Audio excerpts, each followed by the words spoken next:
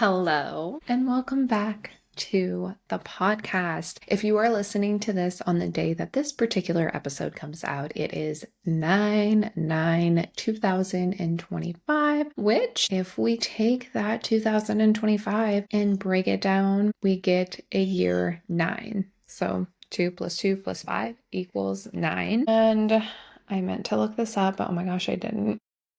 I want to touch on a little bit. So this episode is really going to be kind of like about the numerology of today in the eclipse season and kind of all that energy that's going around right now that I'm sure either has you feeling a type of way or avoiding things, or both. Let's be honest, or both. So like I said, I meant to look up if I had actually, I'm sure I might have an episode about numerology. And if I do, I will add it to the show notes, but it's always good to kind of just keep things updated on like my current knowledge of the topic. So 999 basically is like the energy of today. So a lot of nines. So this is a collective year 9 in numerology. Numerology, I am no expert in. I'm going to preface with that. I have studied a book that I have about it and obviously have learned things from others. It's just,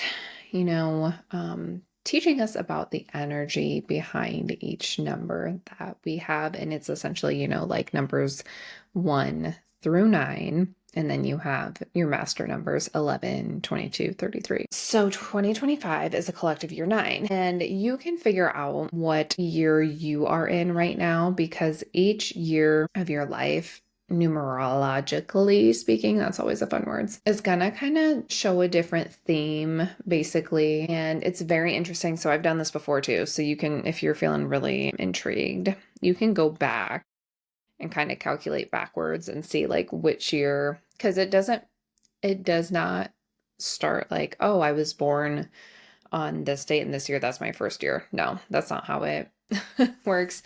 You have to add your birthday to the current year. So you would take whatever month you were born in, and add those, like if it's a double digit, basically. Okay, so like let's make this real easy. Take the month. If there's more than one digit, add it together. You want to break it down until it gets to one digit. So we'll take month, date, year, make those all down to one digit essentially, and then add them all together. So for me personally, I'm actually in a year 9 as well as the collective. So I feel like the energy is just like very, very much heavy on the, the ending of cycles and closures and things like that. That is basically 9. Letting go. It's at the end of our numbers in numerology because next year we'll start again at 1 and 6 plus 2 plus 2 equals 10. So that gets us to our number 1. So next year for the collective, and that's like everyone. So it's like affecting you. There's all kinds of things affecting you all the time and you just don't know it. But taking that energy, just like knowing about that energy is kind of helpful too in your own life. So as I said, collective year 9, but you can also find out personally what year you're in. And then you can find, maybe the things that are going on in your life really correlate with the theme of, let's say, it's a year 1 for you, but year 9 collectively, you could be going through a lot of endings with things, but also like lots of new, fresh, new starts in your life as well. So take a look at, yourself and what year you're in. And you can, I swear I talked about this at the beginning of the year. I might have. So I'm totally I will add it to the show notes. If in fact I did, I'm getting into like inkling that I did. So you can kind of see what your personal year is and kind of look back on the last 9 months and see how those themes have played out. And obviously, if you aren't familiar with what each number represents, you definitely can look that up online pretty easily. If you want to get real deep into it, there are different, there's books, there's all kinds of stuff. There's all sorts of ways to learn this kind of stuff. So 999, very cool energy. The energy of just, yeah, the endings is the big one, and just like completing a cycle and letting go and not being afraid of what the future might hold, knowing that, you've outgrown this thing, or you're really just not learning anything in your job, or it's not where you're finding your passion. And this could be relationships with people too. This could be maybe the like place you're living in. It's just no longer aligned. There's some, I need to look this up because it keeps coming into my mind. There's some sort of astrological movement happening like this time of the year. I think it has something to do with Jupiter, but there's going to be a lot of people wanting to move. Okay, I have to look this up now. I'll look it up and post about it because I thought it was interesting, as my muggle job has to do with real estate. So, when people like to move, I want to be ahead of that curve. But really finding, what in your life you need to let go of. And you probably, let's be honest, you're intuitive. You already know. You already know. One, you may be avoiding it. Two, you may just feel like you're not ready. Three, like maybe that brings you a sense of like safety and security. And really, we need to try to find those things within ourselves and not be externally validated. Everything starts from within you. And once you kind of realize that, one, it makes life pretty interesting. Two, you're going to become the co-creator of your reality. And three, it gives you back your power. Like you are in the driver's seat. And yes, there are things that happen that's out of your control, but it's like also how you react to things. And for me personally, lately, I feel as if I've been kind of an observer of what's going on in my life. There's been a lot of things transpiring lately. And yes, one, I feel like sometimes I'm spiraling, like in all the emotions. But sometimes I just take a step back and it's almost like you like visualize yourself, like what you're doing. It's very, you'll have to let me know if you've ever experienced this too, where it's like you realize that you're kind of like watching you in your human body doing your thing. Sounds kind of crazy, but I've been feeling that a lot lately because I've been really, feeling more supported in the sense of like, okay, like I got this, like I'm being brave. I'm being more authentic. I'm being, what my higher self, my most, I wanted to say evil. That doesn't even sound, and those aren't the words I want to say. Like my most, maybe like healed and free and abundant and just like beautiful version of myself. Like I feel like I'm getting closer to her the more like layers I am shedding. And I love that. Ooh, 11, 11, 11, 11.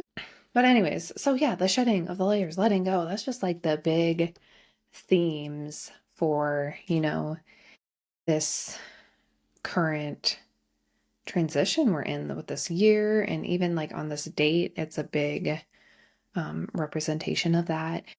And it's also eclipse season. So I, of course, wanted to talk about that as well, because if you are a spiritual girly, you are hearing all sorts of things about eclipse season, I'm sure. So fun enough.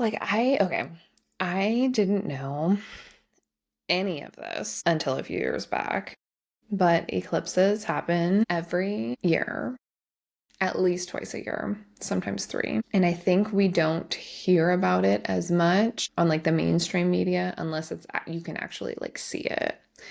So just like there was a full moon, like a blood moon, in Pisces over the weekend. We didn't actually visually see that from like the Americas. I know, I feel, I want to say it was like Asia, India, like that side of the world really saw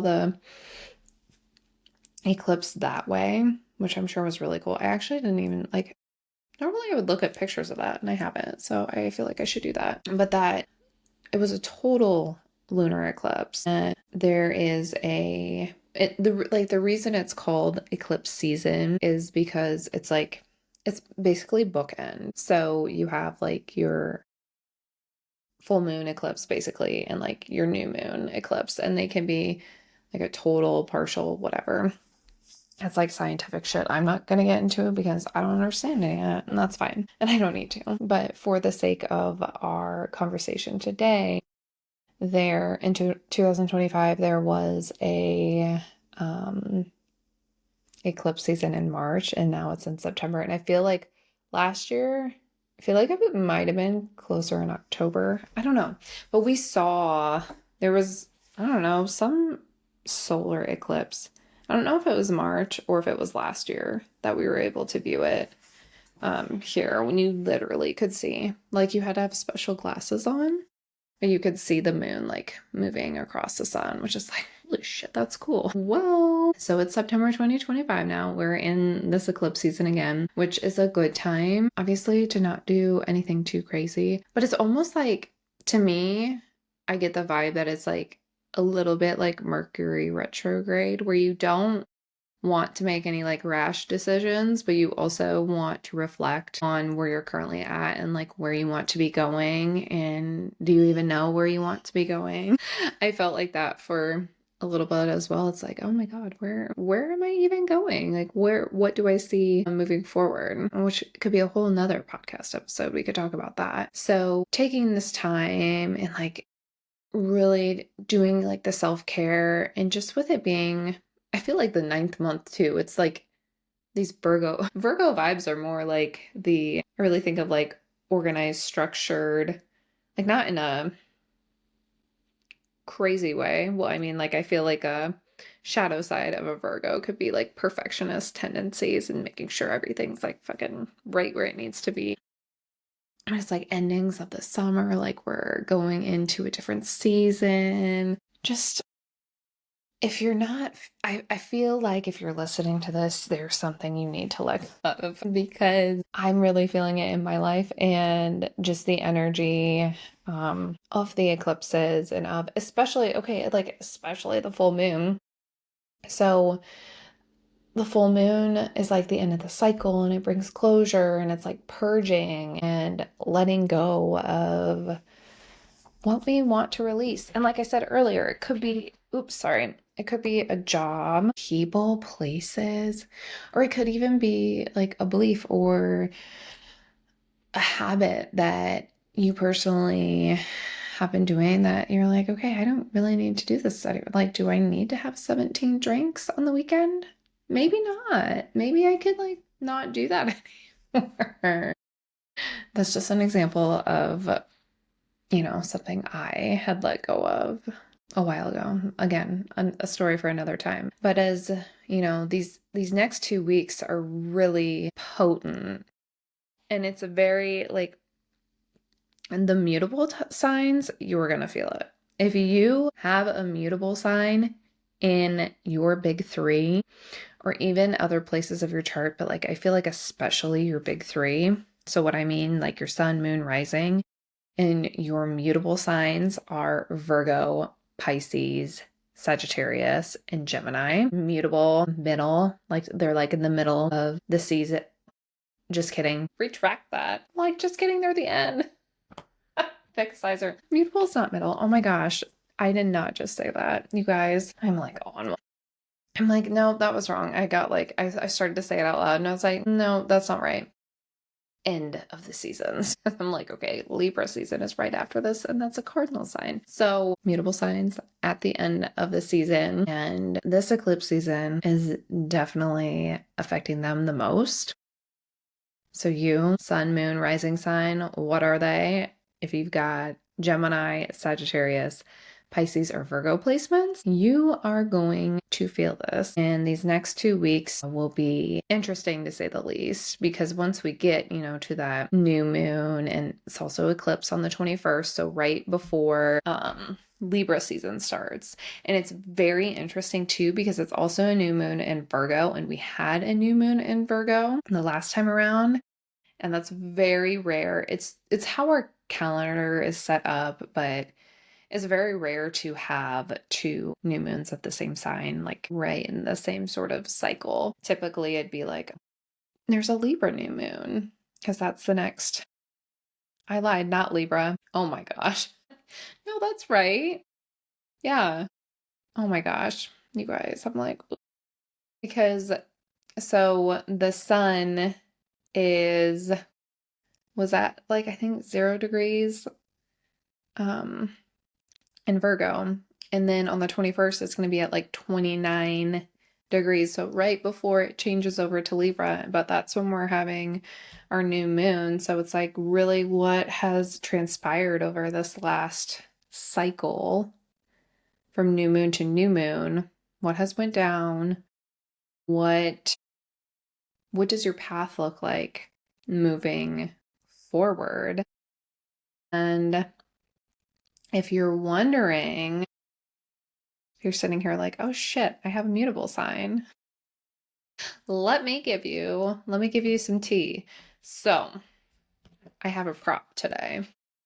It's my little, if you watch the YouTube video, you can see it. But I made basically a natal chart, and I wrote down each house and like their representation, like when I was first like really getting into it and learning stuff.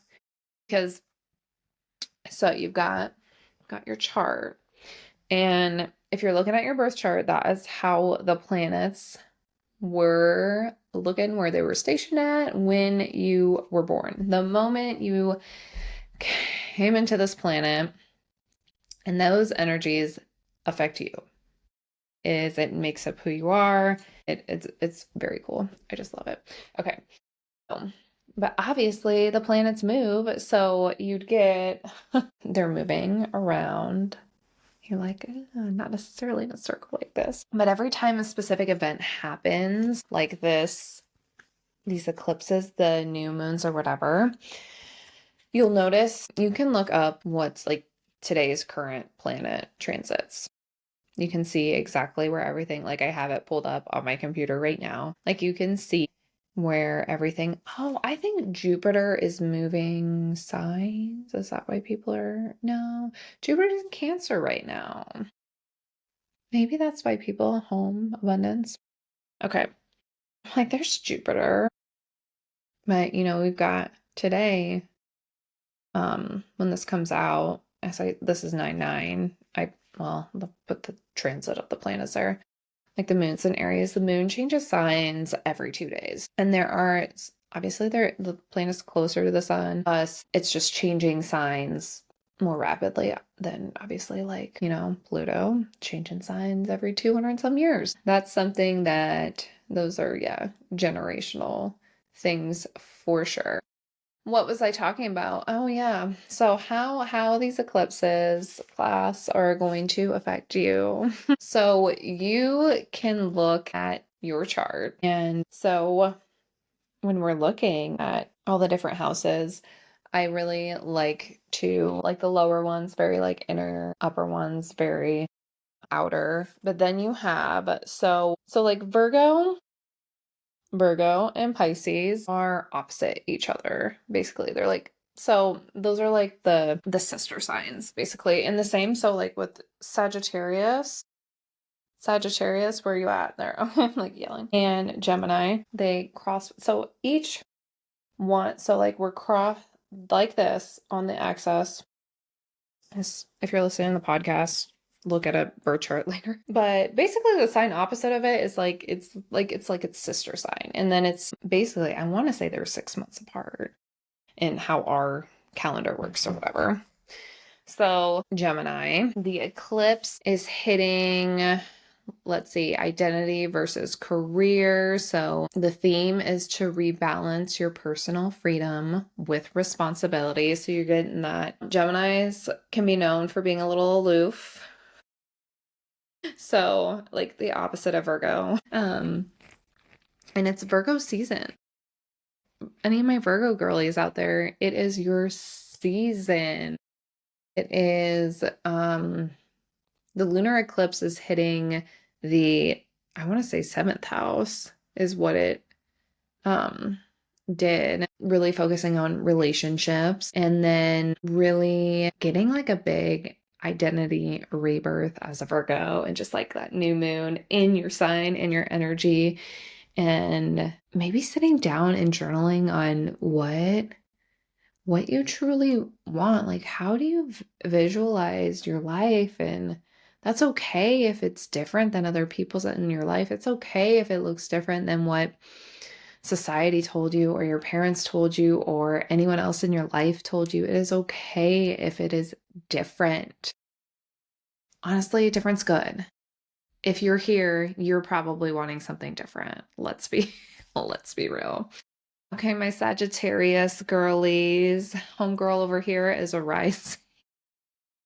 So for me, the Pisces eclipse hit home, family, roots, and then it's going to be basically the opposite house. So that's the same with Virgo. I'm like, you can't really see my little cute little chart. So it's hitting relationships on the full moon and then coming over to self for the new moon. And so Sagittarius, got Sagittarius in your chart. This full moon was like really looking at your home, and then the new moon is going to like be like, okay, career, what are we doing here now? What are we doing in our career now? Because it's going to blow the fuck up. Like, we're like, in a good way. We are building foundations so that we can really rise to the occasion in our career and public life. And I don't, oh, there's an orb when I say that. And I don't know about you, but that sounds really juicy and good. So like, I'm ready. I'm ready for it. I'm ready to see where that takes me personally as a rising Sag. And last but certainly not least, Pisces, y'all are probably feeling it. So the lunar eclipse, so that full moon, really focusing on yourself, your identity, like how are you showing up? How are you showing up in the world? And then that new moon that's coming around is going to focus. Sorry, sometimes I get like a Minnesotan or Wisconsin accent for like a second. Focus on like relationships, and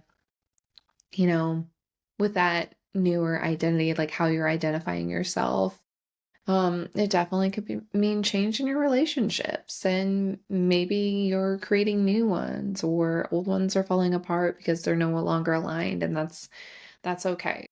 Pisces, it's very much like, so like really like Pisces and Virgo, you're really like finding like more of a self here, and that just like relationship realignment basically with the people in your life.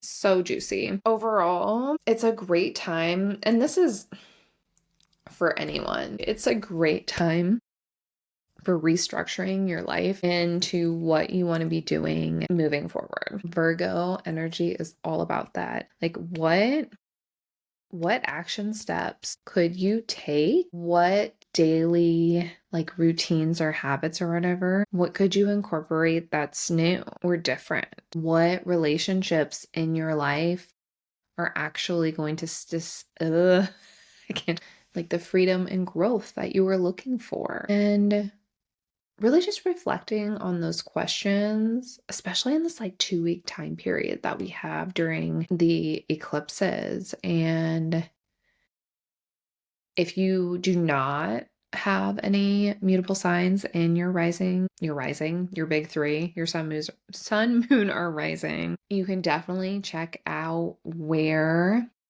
the, eclipse is kind of happening in your chart as well, and see the houses. And it's gonna be, so whatever, whatever the full moon is in, it's gonna, light up that area of your life. And then that new moon is gonna be right basically opposite of it on your chart. And it can also change things, obviously, if you have planets in those houses too. That can add a whole extra layer of stuff. Man, astrology is so cool. But the last thing I wanted to do, I hope that was fun and helpful and make you feel not as like it's okay to feel all your feelings right now.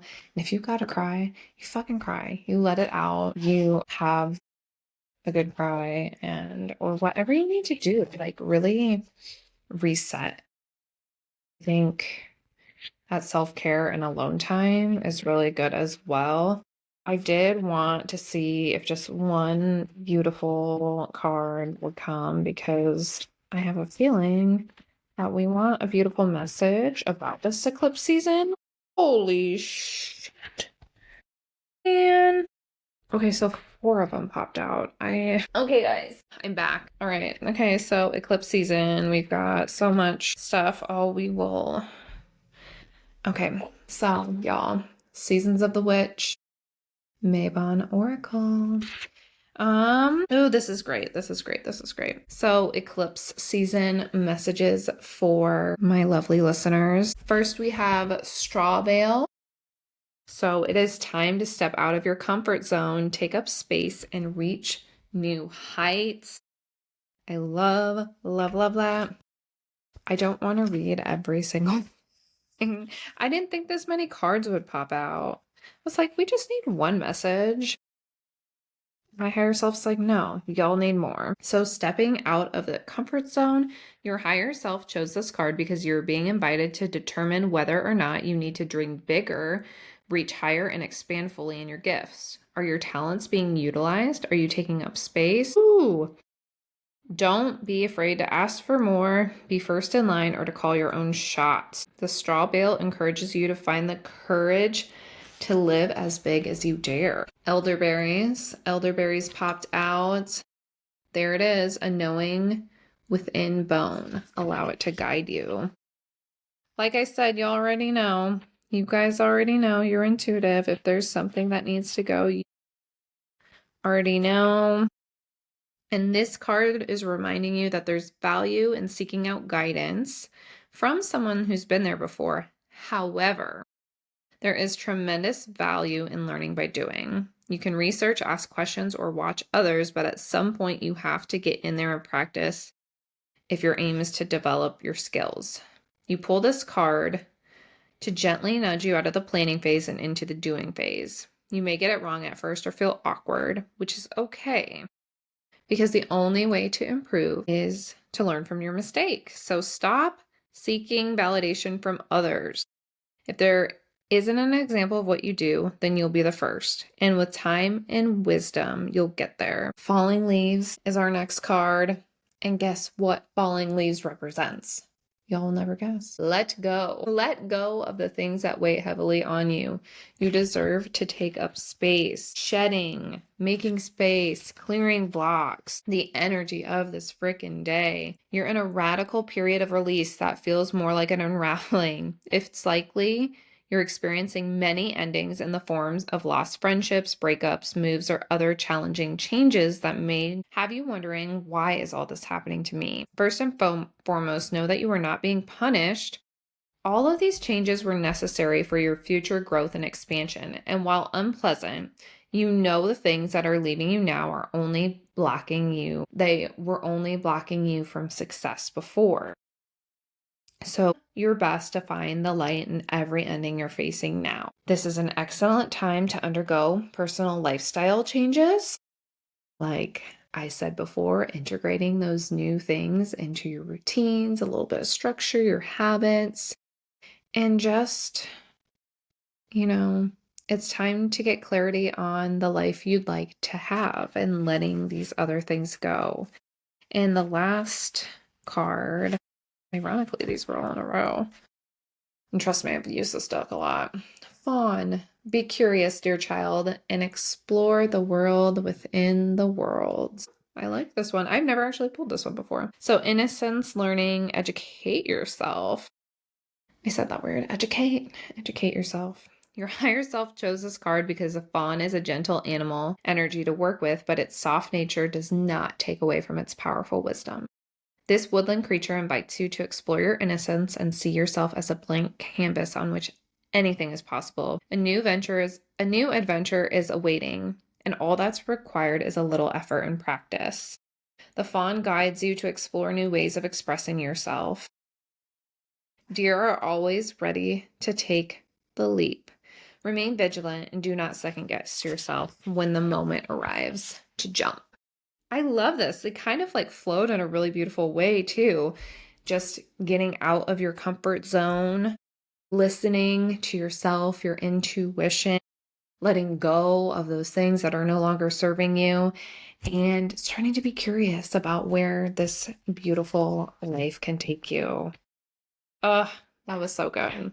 I was a little nervous when I started filming. I was like, but I always set the intention that it's going to be a beautiful episode, and someone out there, if not multiple people, really needed to hear this message. So I appreciate you listening so, so much, and be kind to yourself the next couple weeks. And it is okay to feel all the feels and be in all of your emotions, but don't wallow there. Know that, on the other side of what you were feeling is lots of joy and maybe something that you weren't expecting at all in the best way, because everything is always working out for you. Have a lovely rest of your day, and we will talk soon. Maybe. The fuck? My mouse isn't working. Oh my God. What the fuck? Stop.